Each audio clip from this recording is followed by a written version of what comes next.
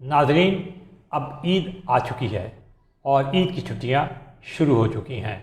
تو وہ جو آج سے صرف چند روز قبل یہ کہا جا رہا تھا کہ ماحول جو ہے وہ بہت ہیٹڈ ہے، سیاسی گرما گرمی جو ہے وہ اور اس کی حدت جو ہے وہ انتہا تک پہنچ چکی ہے اور نامعلوم کیا ہونے والا ہے۔ کوئی کہہ رہا تھا کہ جی مارشل لاء لگ سکتا ہے، کوئی کہہ رہا تھا ایمرجنسی لگ سکتی ہے، کوئی کہہ رہا تھا کوئی ٹکراؤ ہونے والا ہے، کوئی کہہ رہا تھا کوئی تصادم ہونے والا ہے، اور کیا کیا باتیں جو تھیں وہ تجزیہ کار ماہرین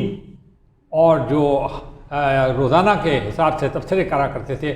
وہ آپ کو بتایا کرتے تھے۔ تو اگر آپ اس سب کو ایک جگہ جمع کر کے دیکھیں تو ان میں سے شاید ہی کوئی بات جو ہے وہ اس طرح ہوئی ہو جیسا کہ انہوں نے کہا تھا۔ معاملات جو ہیں وہ بالکل ایک ڈیفرنٹ رخ کے اوپر جا رہے ہیں۔ سب سے پہلے تو بہت سارے ماہرین کی رائے ہم آپ کے سامنے پیش کر رہے ہیں کہ اب انیشیٹو کس کے ہاتھ میں ہے، یعنی اپوزیشن عمران خان اور تحریک انصاف کے پاس ہے یا گورنمنٹ کے پاس ہے۔ تو پہلے اگر دیکھا جائے تو یہ انیشیٹو جو تھا وہ عمران خان کے پاس تھا، وہ میدان میں تھے، وہ جلسے کرتے تھے، وہ الیکشن کے اندر حصہ لیتے تھے، دھمکیاں دیتے تھے، روزانہ قوم سے خطاب کرتے تھے، اور اس کے علاوہ عدالتوں میں بھی کھڑے ہو کر روزانہ اپنے حق میں فیصلے بھی لیتے تھے۔ تو ایک طرح سے یوں لگتا تھا کہ گورنمنٹ جو ہے وہ بالکل بیک فٹ پہ ہے، بالکل ناکام ہو چکی ہے، بالکل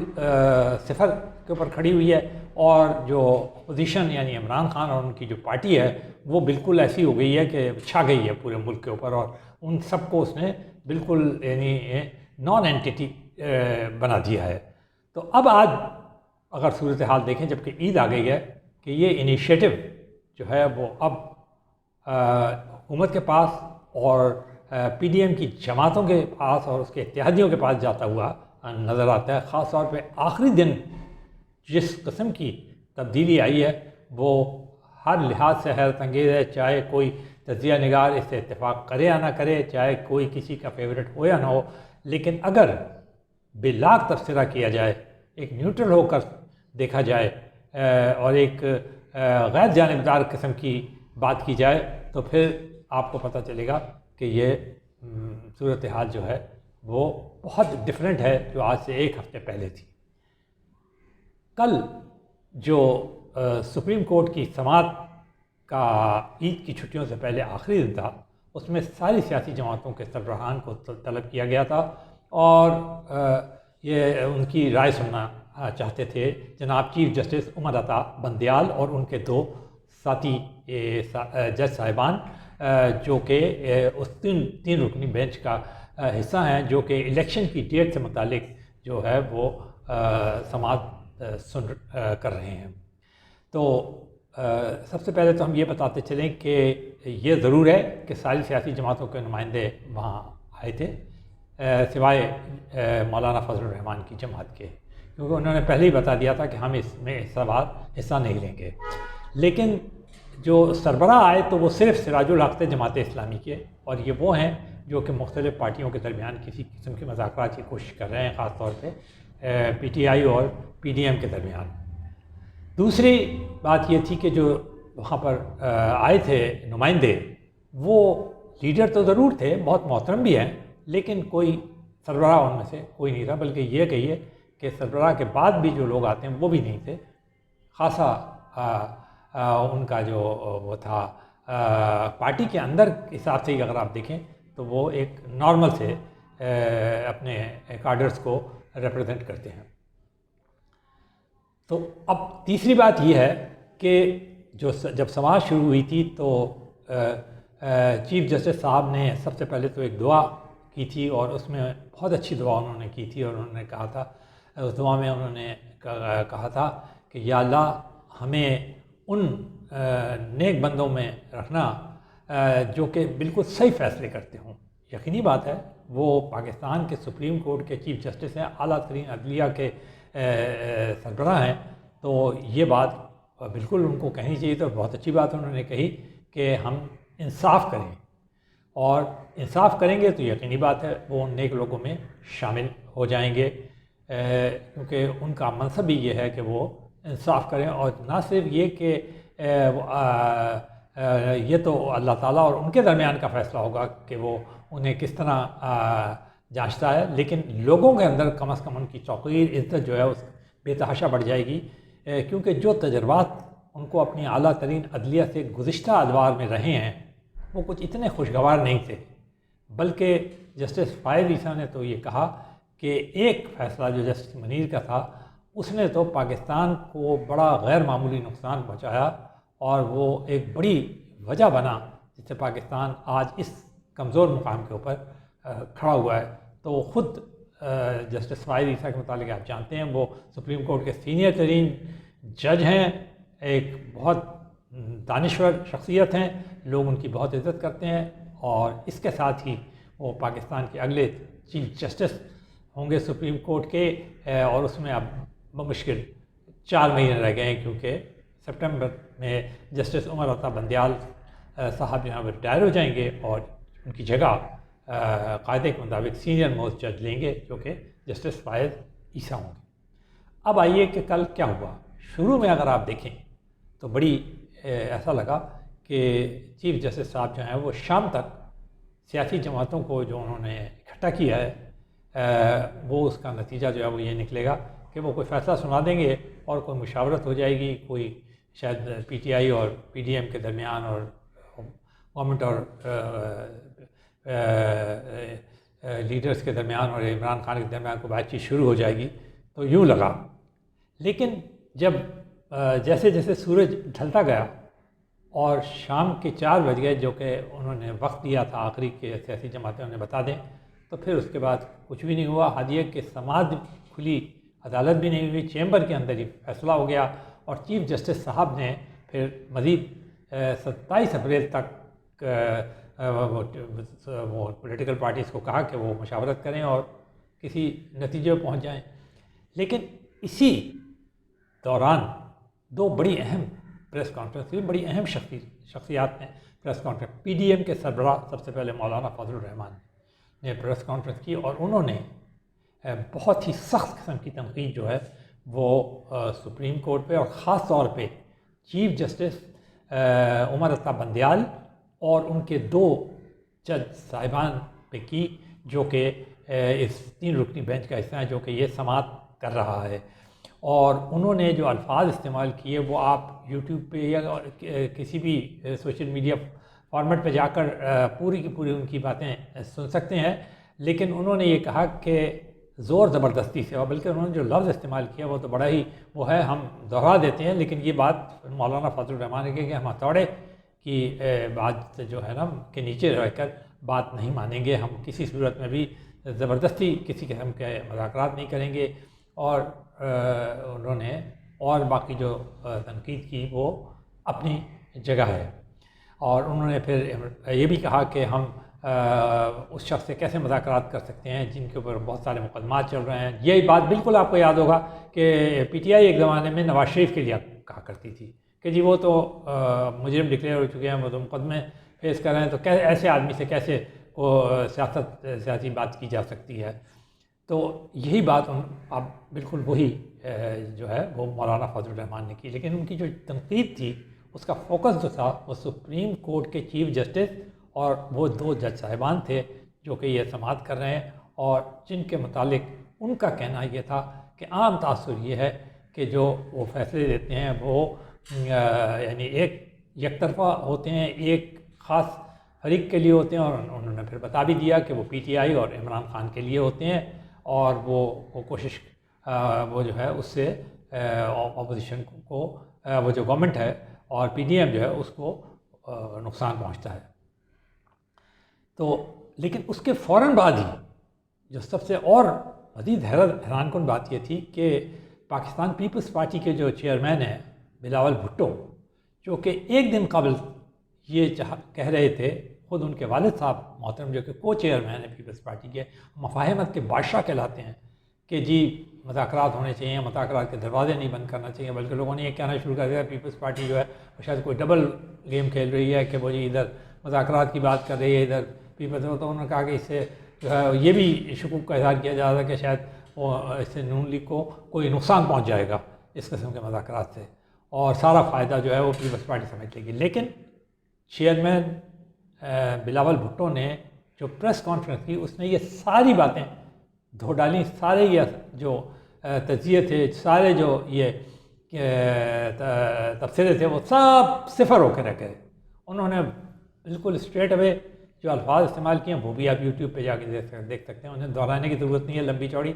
لیکن انہوں نے کہا گن پٹی پہ رکھ کر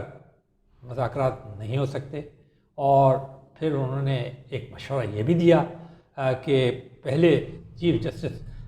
عمر عطا بندیال کو چاہیے کہ وہ اپنا سپریم کورٹ کے اندر جو کچھ معاملات چل رہے ہیں، جو تقسیم چلنے کی خبریں عام ہیں، اس کو ہاؤس ان آرڈر کر لیں، اس کے بعد وہ سیاسی جماعتوں کو کوئی مشورہ دیں کہ مذاکرات کریں یا کیا کریں۔ لیکن انہوں نے بھی اس بات کو بالکل ریجیکٹ کر دیا کہ وہ کسی بھی دباؤ میں آ کر کوئی کسی قسم کا مذاکرات نہیں کریں گے، چاہے وہ چیف جسٹس اور ان کا بینچ ہی کیوں نہ ہو۔ تیسرا جو ریئیکشن آیا وہ تو ایک بہت ہی ذمہ دار حکومتی عہدیدار کی طرف سے آیا۔ ڈیفنس منسٹر ہیں خواجہ آصف صاحب، وہ شاہ زیب خانزادہ کے شو میں ان کے سوالات کے جواب دے رہے تھے، اور اس مرتبہ وہ عام طور پر بڑی سلجھے ہوئے طریقے سے، اور وہ ہمیشہ ایسی بات کرتے ہیں جس میں کوئی نہ کوئی ابہام ضرور رہ جاتا ہے، لیکن کل وہ بڑے کیٹیگورک تھے۔ سب سے پہلے تو انہوں نے ایک بات یہ کہی کہ وہ جو 20-21 ارب روپے سپریم کورٹ نے حکم دیا ہے کہ وہ حکومت جو ہے وہ الیکشن کمیشن کو الیکشن کرانے کے لیے 14 مئی کے لیے فراہم کر دے، تو انہوں نے کہا کہ یہ حکومت نہیں فراہم کرے گی کیونکہ پارلیمنٹ نے اسے مسترد کر دیا ہے۔ اور پھر انہوں نے یہ کہا کہ ہم آئین کے رکھوالے ہیں کیونکہ آئین نے پارلیمنٹ کی کوکھ سے جنم لیا ہے، اور باقی تمام ادارے جو ہیں وہ اسی آئین کے تحت جو ہیں وہ اپنی اپنی جگہ پر متعین کیے گئے ہیں، ان کا رول جو ہے وہ اسی آئین میں ہے جو کہ پارلیمنٹ کی کوکھ سے نکلا ہے، یعنی پارلیمنٹ کریٹر ہے، اور باقی تمام ادارے جو ہیں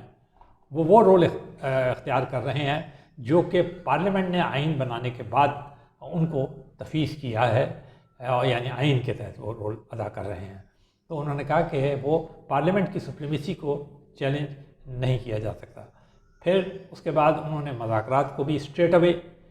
ریجیکٹ کر دیا، اور بلکہ انہوں نے یہ کہا کہ اگر مذاکرات ہوں گے بھی تو 2018 سے کے جو معاملات ہیں ان الیکشن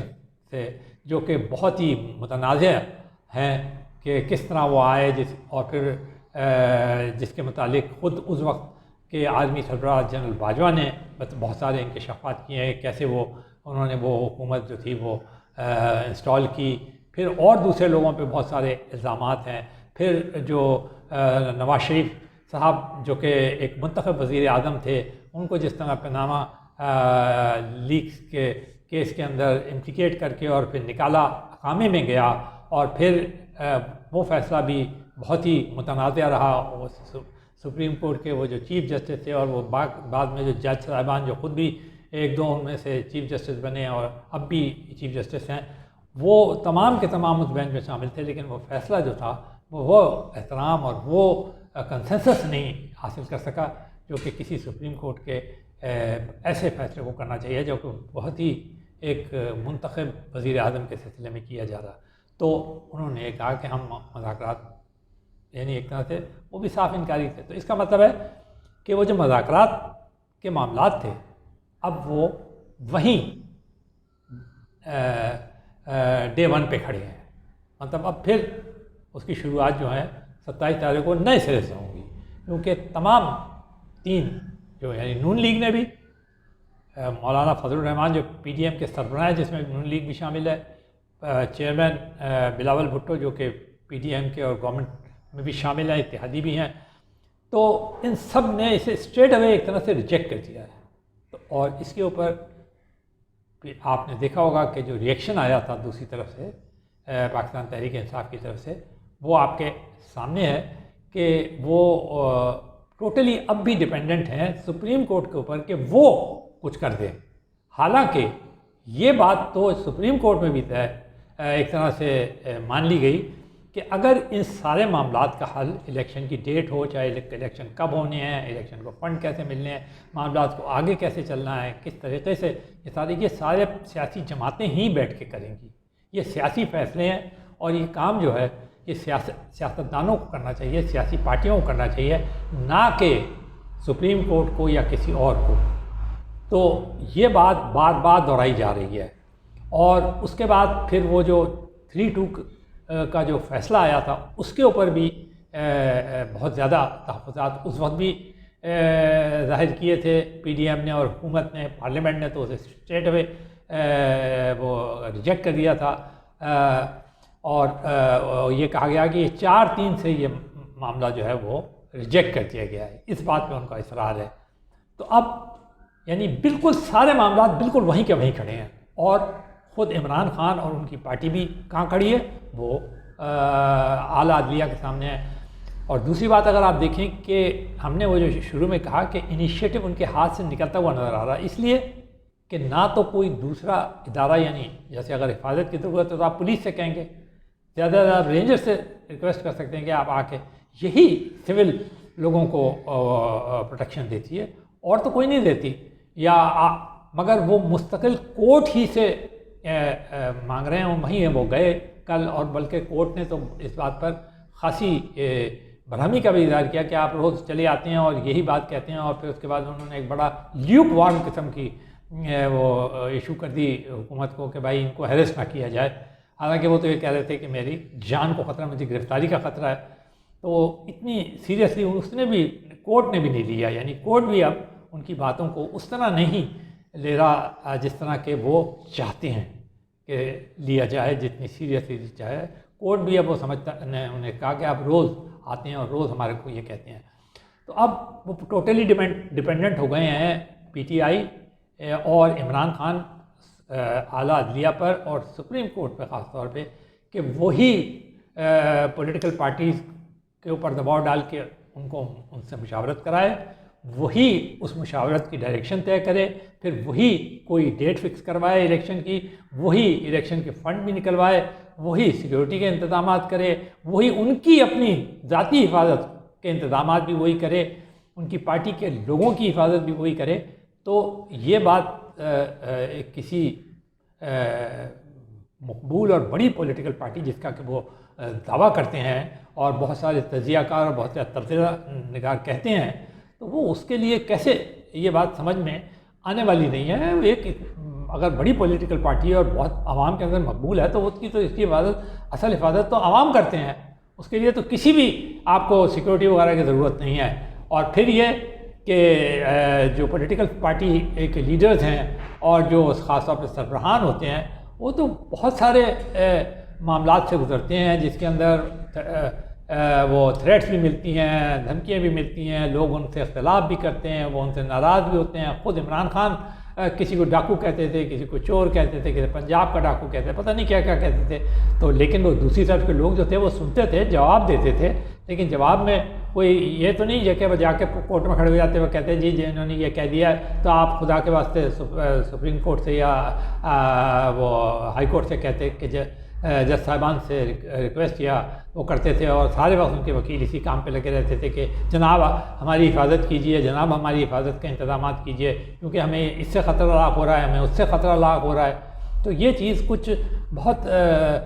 لوگوں کو سمجھ میں آنے والی نہیں ہے کہ عام آدمی کو وہ یہ سمجھتے ہیں کہ بلکہ یہ کہ کانسیپٹ ہے خاص طور پہ ہماری جیسی ملکوں کے اندر جو ذرا ڈیولپنگ ڈیموکریسیز ہیں، یہ ہے کہ جو ان کے لیڈرز ہوتے ہیں بڑے ڈیئرنگ ہوتے ہیں. وہ اس قسم کی باتوں سے ڈرتے ورتے نہیں ہیں کہ کون دھمکی دے رہا ہے، کس قسم کی تھریٹس ہمیں آ رہی ہیں. وہ ہمت کر کے کھڑی ہو جاتی ہیں. ہاں جو سیکورٹی کے نارمل انتظامات ہیں جس کی انہیں ضرورت ہے وہ حاصل کرتے رہتے ہیں.